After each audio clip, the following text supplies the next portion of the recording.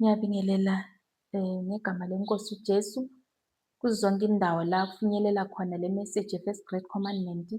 Ngizoqhubeka ku-part 2. Uma ungangibonanga u-part 1, ngicela ubuyele ku-part 1. La ngiqhubeka ku-part 2 ngendaba yama-false prophets, false preachers, false evangelist, false pastors.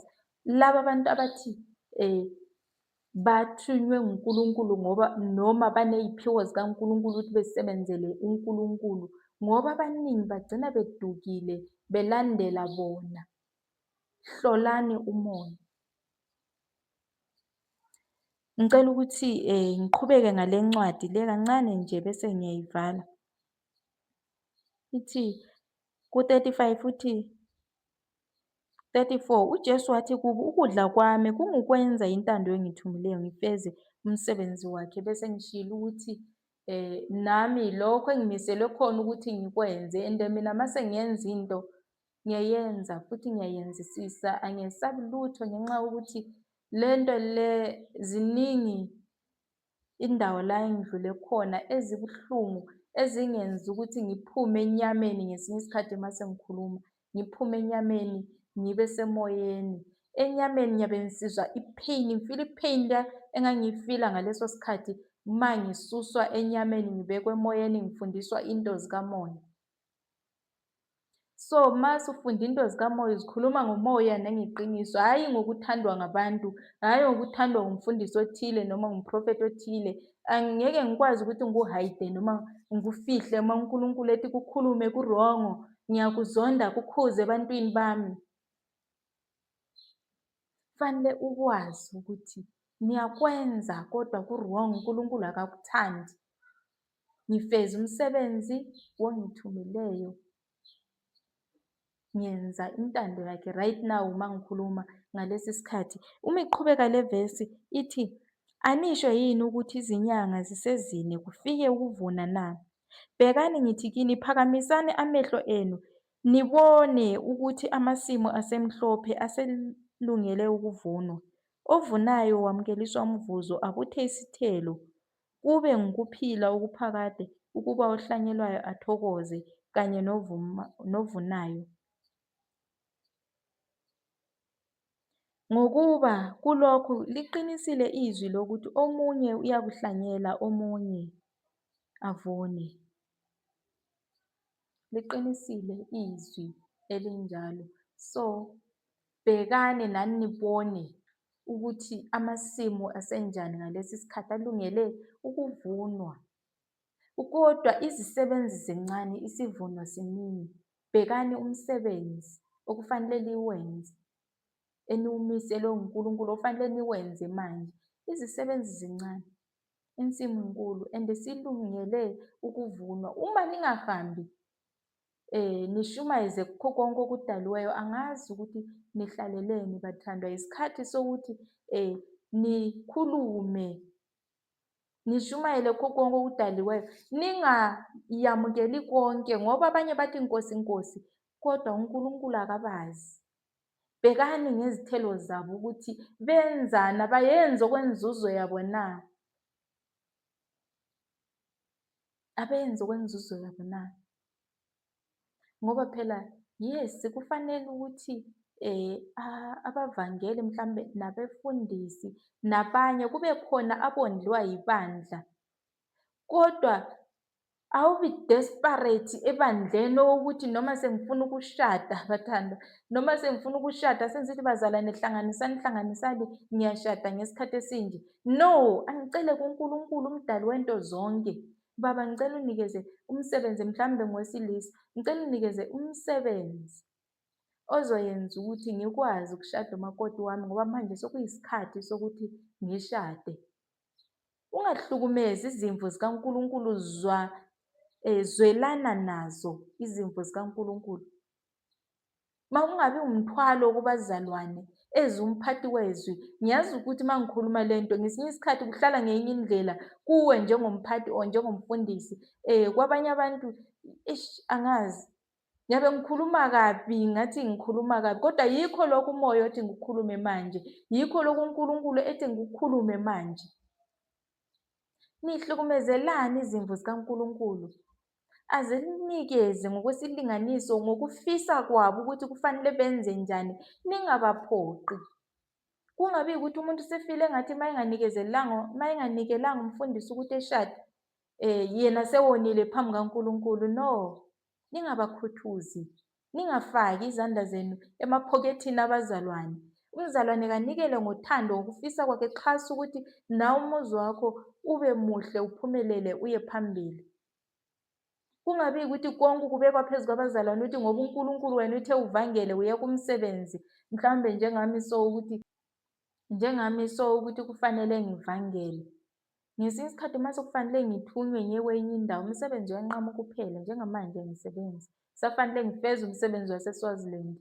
Kuyikhona mhlawumbe kuzovuleka umsebenzi okufanele ngingene kiwo, ngizondle ngawo, ngondle iy'ngane zami ngawo. Kodwa akufanelanga lokho ukuthi ngikubeke phezu kwabazalwane, ukuthi bazalwane ngoba niyangimamela, ngiyashumayela, ngilambile manje, ngifakeleni imali ngidle. No, no. Akufanelanga kube ngumthwalo wenu lokho. Nikela uma uthanda, hhayi ukuthi sekufanele uyenze njalo. Kuthiwa khiphani okweshumi endlini yenkosi. Lokho kuyosiza laba bantu abasebenza ngokuzikhandla besebenzela uNkulunkulu, bekhethwe nguNkulunkulu ukuthi besebenzele ibandla. Noma ngabe kuncane njani kunjani, kuzobenela bonke. Ngaphandle ibandla maningabondli labo bantu abanjalo. Ngeke siliphoqe ngoba phela labe liphethwe ngabanye abantu, futhi kuyibo futhi ababheka ku-financial ukuthi kwenze njani. Kodwa kusho ukuthi lokhu kukuwise noma ukukwatele lokho. Kodwa kufanele ukuthi wenzeni? Ucele kuBaba osezulwini, Baba, ngifuna ukugcineka ngikahle mina, ngidlile, nami ngiyakudinga ukudla ngingumntana wakho. Yazi ukuthi mina ngathi sengilungile, sengenze konke ngaleso sikhathi before abazalwane bengithengela ukudla. Ngithi ngase ngizidelile phela, ngithi kufanele ngenze intando kaNkulunkulu. Wasengitshela ukuthi ngeke uyenze ulambile kanje, ngeke uyenze ungenandawo yokuhlala, so intando kaNkulunkulu. Ngoba la urentile, ayisikho kwakho, kufanele ukuthi uthole kwakho. Ngitshela ukuthi ngaleso sikhathi ngifuna ukwenza intando kaNkulunkulu, ngilambile. Ngathengelwa ngabazalwane ukudla ngaleso sikhathi. After that, kuthe kuphela lokhuya kudla, kwakusele ichukela yodwa eyayisekhabhothini. Sengikhala, Baba Nkulunkulu, sekuphelile phela, iphelile i-3 months yakhona, nokudla kuphelile, angisenakho. Ngenze kanjani? Wathi thatha ushukela ufake emanzini uphuze. So ngiyawu-understand umsebenzi kaNkulunkulu ukuthi uyakwazi ukuphila ngalokho okukhona, ngoba vele makufanele ufeze intando kaNkulunkulu, akusikho lokho ukuthi kufanele usuthiswe yikudla, kodwa ukwenza intando kaNkulunkulu kukodwa nje kuyokusuthisa. Ukuthi njani nami angazi, kodwa mina ngazibona ngi-spend-a 16 days ngiphuza amanzi aneshukela ekuseni, ngiphuza amanzi aneshukela ntambama. Wayengifundisa ukuthi iba yilolo hlobo. Mase kufanele ukhuze isono, khuza isono. Babhekeni ukuthi benzani. Ngiyababona ngemisebenzi yabo, benganibhuqi, benikhiphise iminikelo ngendlela e-wrong. Nikelani, sekufanele ngishade manje. Kufanele nenze ama-pledges. Hhayi bathandwa, akwenziwa njalo. Akwenziwa njalo, akukho emthethweni. uNkulunkulu akakuthandi, ayithandi leyo nto leyo. Abazalwane bayakwazi ukuthi ubaphethe, ungumfundisi, noma bayangazi ukuthi ngiyavangela, ngiyakhuluma izwi. Akufanelanga kube yimpoqo ukuthi ngiyashada wena sekufanele wenzeni. Akufanelanga kube yimpoqo ukuthi ngiyakhuluma la ikhamera yami ayikhanyi kahle. Akufanelanga kube yimpoqo ukuthi ngithi nikelani ngithenge, cha. Akube semandleni enu, ngokufuna kwakho, ungazizwa uphoqelekile. Futhi noma unganikelanga, awunacala kimi. Akushongo ukuthi ungondle mina, mina ngondliwa nguNkulunkulu. uNkulunkulu uzozithintela abantu afuna banikele ebandleni, then bese kondleka mina njengokwentando yakhe. uzozithintela abantu abazongithinta bengichase ngalokhu okufanele bengichase ngako, bese umsebenzi wakhe uyaqhubeka. Kodwa ungabona sekuyimpoqo, uzizwe usuphoqelekile, ngizizwe senginiphoqa, angisekho ezweni. Hlolani umoya engikhuluma ngawo ukuthi ngifuna ukubhenefitha mina na, or kufanele ngihambise izwi abantu bebhenefithe, umuntu ezamukele ngendlela ayiyo yena, ekwazi ukuphila kwisimo ayiso, azamukele enjalo yena, azi ukuthi uNkulunkulu uyamthanda enjalo. Singabantu ngeke sifane sonke. Kunjalo, nikelani manje bathandwa, nikelani manje ngoba sengifuna ukuphuma ngeshumayela manje, ngikhonza nani? Ake ngithi nje sebandleni eli-1, nikelani, kufanele ngiphume ngeshumayela, angeke ngihambe ngenyawo mina. Kufanele ukuthi ngibe nemoto engizohamba ngayo ngiye e-Swaziland, ngihambe ngayo ngiye eBotswana, ngiye eZimbabwe, ngiye kuphi. Bathandwa, ngiyabe ngingaseyenzi engikuthunywe uNkulunkulu, sengifuna imfuno zami. Kodwa uma ngikufune lokho, ngiyakucela kuNkulunkulu, Baba, angina-transport yokuthi ngihambe, ngicela ukuthi unginike yona. Yena uzokwazi ukuthi wenza njani. Ayisoze ngicele kini ukuthi ngicela ningenzele lokho, kodwa uzokwazi ukuthi enze njani. Ukucela yes, ngacela uxhaso, ngicela uxhaso bathandwa, ngifuna ukwenza into eyikuthi nokuthi, kodwa ngeke ngicele into engaphezu kwamandleni. Ngicela into engaphezu kwamandleni. Yazi kukhona ukucela lokho ukuthi ngathi usubakhuthuza abantu, usufuna ukuthi beziseshe noma bengathandi. No, ayikho right leyo nto. Yabona ngoba ngifanele ngiye eSwazini kanje, ngeke ngithi anginamali yokugibela, ngicela ningigibeze. Ngiyabatshela ukuthi anginayo imali yokugibela. Uma ngabe ninayo ningangigibeza ngizofika, ngoba isifiso sami ukuthi ngifike, kodwa imali anginayo. Kodwa nabo bengathi anginayo, konke ngikubhekisa kuNkulunkulu. Baba Nkulunkulu, la engiyakhona nakho abanakho okufanele ukuthi ngigibele ngakho, kodwa wena uyazi Baba usezulwini. uNkulunkulu uyaphendula, ukhona namhla kuze kube phakade. Uthi nizobabona ngezithelo zabo. Uma ufunda ithi ngiyifunde yona le uMateyu 7 evesini lika-15, ithi, xwayani abaprofethi bamanga beza kini bembathise okwezimvu, kepha ngaphakathi bayizimpisi eziphangayo, ngoba bafuna ukudla lezo zimvu abambatha isikhumba sabo, kodwa bayizimpisi eziphangayo. Bayazi ukuthi phakathi nendlela bazojika bedle lezo zimvu abahamba nazo. Kuyinto e-wrong. Umzalwane wakho uma engazizwa ehlukumezekile or ekhathazekile ukuthi mfundisi kufanele ngimenzele lokhu, kufanele ngimenzele lokhu. Ngikhuluma manje, ngiyaxolisa ukukhuluma ngalesi sikhathi, lesi sikhathi sokuthi ngikhulume ngakho, kodwa kufanele ukuthi ngifanise, bekungakabi isikhathi, bengizitshela ukuthi ngizonazisa kahle mase ngibuya eSwaziland, mase ngiwufezile lowo msebenzi mina. OkaNkulunkulu first, okwami emva. OkaNkulunkulu always first, okwami emva. Ngizophela ngubona ngujahanga.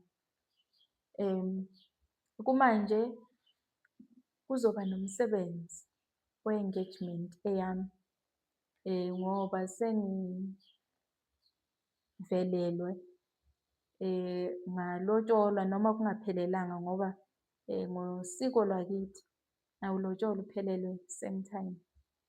Uyalotsholwa half, then wendiswe, then mase wendisiwe, emva komnyaka noma 2 years, isikhathi esithile nje, uyaqedelela akhiphe izinkomo, then mase ekhiphile izinkomo bese uyashadiswa. Umshado lo ukuthi uqhutshwa ngubaba akuse kumkhwenyana. Okwamanje awuqhutshwa ngubaba, uyendiswa, uqhutshwa ngo-anti, obabekazi, umama omncane, babantu abakuqhubayo. Uma usenza i-engagement uqhutshwa ngo-anti. Mase uqhutshwa ubaba-ke manje sekuhambiswa kwangempela manje ukuthi manje usuyoshada manje. Akusekho ukubuyela emuva. noma usenza i-engagement-ke usendiswa, uqhutshwa kwangempela kodwa buhanjiswa ulaywa, uphushwa u-anti bekusa kumkhwenyana kanjalo. Ayikayenzeki leyo nto, ngiyiphozeleni ukuthi ngiqale ngifeze lo msebenzi kaNkulunkulu awubeke phambi kwami, ngidlule kiwo. Uma sengidlulile yikho engizosho ukuthi i-date esihleliwe ilanga elinje la engizothatha ngiyiswe khona kumkhwenyana. Lokho angeke ngikubeke phambi kwabazalwane ukuthi zikhona izinto okufanele ngizenze eziningi, kufuneka odekho ini. Akusikho kwenu lokho. Mina kufanele ngicele enkosini, Baba ngiphe amandla wokuthi lo msebenzi ube yimpumelelo wenzeke. Abazalwane benikela ngalokho abanikela ngakho ngokwesifiso sabo, ngokubusisa kwabo ukuthi hhayi, siyakubongela, sithi umuzi ukhule iba nalokhu ngoba uma ungena emzini ungena ungaphethe lutho. Bona yibo sebangakuxhasa ukuthi at least kube khona okuphathayo nawe uma ungena emzini, kube khona okuthengayo, kube noshintsho uma usufikile.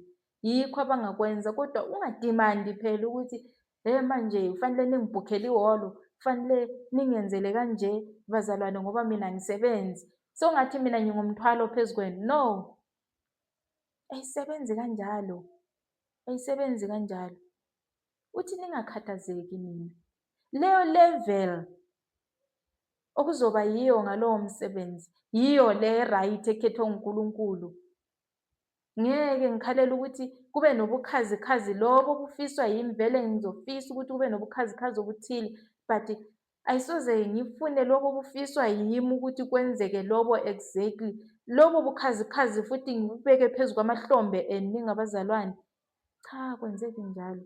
Ngamane sishude ngamafoni lezo y'thombe uma ngabe ngifuna lezo y'thombe. Hhayi ukuthi ngikubeke phezu kwabazalwane ngiyofuna u-cameraman ka-15,000 ngithi kufanele kube yini eningibhadalayo. Cha, bathandwa, ayihambi kanjalo. Bhekani umuntu onikhuthuzayo.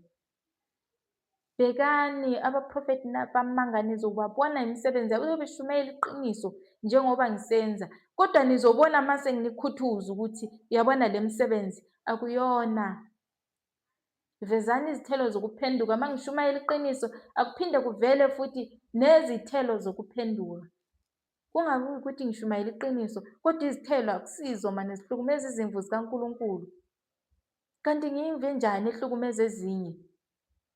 Mhlawumbe ilemvu egqoka isikhumba sempisi okukhulunywa ngayo la. Ngiyimve njani ehlukumeza ezinye? Ngoba uma ngingeyinye imvu kufanele ngikhale kanye nezinye izimvu, ngihambe kanye nezinye izimvu, ngifaniselane nezinye izimvu, ngibe ngenye imvu kwezinye izimvu, or ngibe ngumalusi kulezi zimvu ngizinakekele. Hhayi ukuthi konke nje sengikubeka phezu kwabazalwane. Hhayi bazalwane phela, umfundisi sefuna ukulobola, fakani imali bazalwane, fakani imali. Akacele kuNkulunkulu. uNkulunkulu angamvezela umsebenzi noma othile nje ozoyenza ukuthi ekhone ukwenza lokho, or aveze ngenye indlela nje. uNkulunkulu ngoyaziyo ukuthi izinto zakho uzihlela kanjani as long as ucelile kuye. Le ndlela okuyabe kuhleleke ngayo yiyo leyo. Angithi wena uyacela ukholiwe kuNkulunkulu. Yiyo leyo okufanele ukuthi ibe yiyo. Ngeke idlule lapho. So, bathandwa, ngisazolitshela ngendlela e-right, ngesikhathi esifaneleyo uma sekufikile leso sikhathi. Manje ngiyafanisa ukuthi akufanelanga kube nje, ngifanisa ngami. Akufanelanga kube nje. Angisomuntu o-afodayo kodwa ngiyethemba ukuthi uNkulunkulu indlela okuzoba yiyo indlela ezobe ikhethwe ngubani? nguNkulunkulu. Ngoba ngiyakholwa kuye, ngicelile kuye. Kufana nokuthi ngoba ngisiyakwenza imvuselelo eSwatini, so sekungenzeka ngihambe ngi-1. Yindlela eyabe ikhethwe nguNkulunkulu. Uma ngiya kuleya ndawo leya, bakhona abazalwane. Laphaya akushongo ukuthi ngiyevula ibandla, kodwa ngihambisa izwi. Uma belizwile baphenduka, bephinde beqhubeke bekhonze la abebekhonza khona. Or bazoba nendlela yokuthi kutholakale indawo yokukhonzela, bekhonze ngoba abantu bayaphenduka vele. Kusemvuselelweni phela. Bayophenduka vele. Kodwa akushiwongo ukuthi ngifike ngenze ibandla. Sekungenzeka yes libe khona ma kufanele, kodwa akukho engqondweni yami futhi akukho ehambeni lami. Ekusehambeni lami ukuthi ngiyahamba futhi ngizofika ngithole abanye abazalwane kuleya ndawo. Vele akutshongo phela ukuthi noma ngihamba sihambe sibaningi sifike sesikhonza senze inkonzo engathi ngeyethu siphinde sivule ibandla lapho, cha. Kodwa ngizofika ngithole abanye abantu nabanye abazalwane esiyobambisana abavumayo izwi likaNkulunkulu, bazokhona ukongamela izimvu zikaNkulunkulu eziphenduke ngaleso sikhathi. Akunani nokuthi ngihambe nobani, laba abakhona bayosebenza nami besebenzisane nami kwenzeke intando kaNkulunkulu. Kuyabe kuhlelwe nguNkulunkulu uma kufanele ngihambe ngi-one, uma kufanele ngihambe ne-assistant kuyabe kuhlelwe nguNkulunkulu, uma kufanele ukuthi ngihambe nabanye abazalwane futhi kuyabe kuyihlelo likaNkulunkulu. Njengoba ehlelile ngihlulekile ukuthi silungise leya ndawo in time, bengingazi ukuthi kufanele ilungiswe ngendlela engakanani. Nalo muntu ohlelayo futhi kube nzima akhonanga, ubezitshela ukuthi uzozibambela mathupha, kodwa kwavela okunye wabona ukuthi kasakhona. Kwaba khona abakwaziyo ukuthi behambe beyofinyelela belungise, ngoba kuyintando kaNkulunkulu, kuwuhlelo kaNkulunkulu, kuwumsebenzi kaNkulunkulu, kuyohamba ngendlela kaNkulunkulu ngesikhathi sikaNkulunkulu, ngoba kufanele ukuthi edunyiswe. Okwamanje akusekho ozophika uma ngifika ngithi uzofika la ngigejezwe nguNkulunkulu, ngoba nalo olungiselela umsebenzi ubengenakho ukuthi engafuna abantu abalungisa kuleyo ndawo, kodwa uzofakaza ukuthi le ndawo le ilungiswe nguNkulunkulu, le ndawo le. Udumo luye kumnikazi walo. Then uMateyu 7 ithi, niyakubazi ngezithelo zabo. Kungakhiwa yini isithelo somvini emeveni, noma amakhiwane ekhakhasini na? Kanjalo yilowo nalowo muthi omuhle uthela izithelo ezinhle, kepha umuthi omubi uthela izithelo ezimbi. Umuthi omuhle ungethela izithelo ezimbi, nomuthi omubi ungethele izithelo ezinhle. Yilowo nalowo muthi ongatheli izithelo ezinhle uyakunqunywa uphose emlilweni. Njalo-ke niyakubazi ngezithelo zabo. Asibo bonke abashoyo kimi ukuthi Nkosi, Nkosi abaya kungena embusweni wezulu, kuphela owenza intando kaBaba osezulwini. Kuthiwa labo abanjalo bayakuqunywa bephose emlilweni, futhi akusibo bonke abathi Nkosi, Nkosi abayangena embusweni wezulu, kuphela labo abenza intando kaNkulunkulu, bengenzi intando yabo kodwa benze intando kaNkulunkulu, bengenzela ukubukwa ngabantu nokuthatha udumo lukaNkulunkulu nokuthandwa ngabantu, kodwa bazoyenza okuyintando kaNkulunkulu, yibo abazongena embusweni wezulu. Abaningi bayakuthi kimi ngalolo suku, Nkosi, Nkosi, asiprofethanga yini ngegama lakho? Sakhipha amadimoni ngegama lakho, senza imisebenzi eminingi yamandla ngegama lakho na? Khona ngiyakufakaza kubo ukuthi angizange nginazi. Sukani kimi, nina benzi bokubi. Uthi labo bantu bazobe besho bethi besikhuluma ngegama lakho, sikhipha amadimoni ngegama lakho, uthi ngiyakuthi sukani kimi benzi bokubi. Ngenxa yokuthi kungenzeka ngikhuluma ngegama likaNkulunkulu, uNkulunkulu uyangazi ezulwini, kanti akangazi. Mina ngiyakhuluma ngegama likaNkulunkulu, kodwa ngikwenza inzuzo kimi lokho engikhuluma ngakho. Ngikwenza inzuzo, ngikwenza i-benefit kimi, noma ngiphendulela imibhalo ngiyenze ngenye indlela. Sukani lapho bathanda, especially laba abahola abantu, eniyini enihamba phambili kwezimvo zikaNkulunkulu nizihola. Holani ngeqiniso, nimbathe isikhumba semvu niyimvu, hayi ukuthi umbathe isikhumba semvu uyimpisi ephangayo ejikela izimvu phakathi nesikhathi, phakathi nendawo. No, ningakwenzi lokho bathandwa. Ake nithathe umsebenzi kaNkulunkulu nezibusiso zisemhlabeni njengokubusiswa. Kuthiwa olalelayo nokulalela izwi leNkosi uzokubusiswa. Yonke into eza kuwe iza njengesibusiso. Asifuni ngenkani, asibeke ehlombe lomuntu ukuthi abantu mabasenzele okuthile, kodwa kuza njengesibusiso. ukwenzela sikwazi ukumbonga. Then uMatewu 24 evesini lika-24 ithi, ngokuba kuye kuvela oKristu bamanga nabaprofethi bamanga baveze izibonakaliso ezinkulu nezimangaliso ukuze bedukise nabakhethiweyo uma kungenzeka. Uyazi ukuthi abakhethiweyo abaningi bazoduka mase kufike labo baprofethi bamanga naboKristu bamanga, abafundisi bamanga. Abaningi bazoduka ngoba babesiza izwi elikhulunywa yilabo bantu, bezwe ukuthi izwi likaNkulunkulu. Kodwa bazoduka abaningi abakhethiweyo ngenxa yokuthi kunzima ukuthi behlukanise. Ababoni, ababheki, bazwa izwi, bamamela izwi, ababheki izithelo. Kunobungozi ukuthi uzwe izwi elikhulunywa nguNkulunkulu esebenzisa mina, kodwa izithelo ungazibheki, ngoba ekugcineni kuzokulahlekisa. Mamela izwi engilikhulumayo, phinde ubheke nezithelo ukuthi ngilidonselaphi ibandla, angilihlukumezi, angilikhuthuzi na, angililimazi na ibandla likaNkulunkulu, abantwana bakaNkulunkulu, angibalimazi na. Ngake ngahlangana nomunye umbuzo ekuhambeni kwami last year ngeZimbabwe. Khona indawo engakavakashela kuyo, ngabuzwa ngomunye umzalwane wathi, ku-right na ukuthi umfundisi ethi ela khona ngoba yena wayekhonze kude use-UK.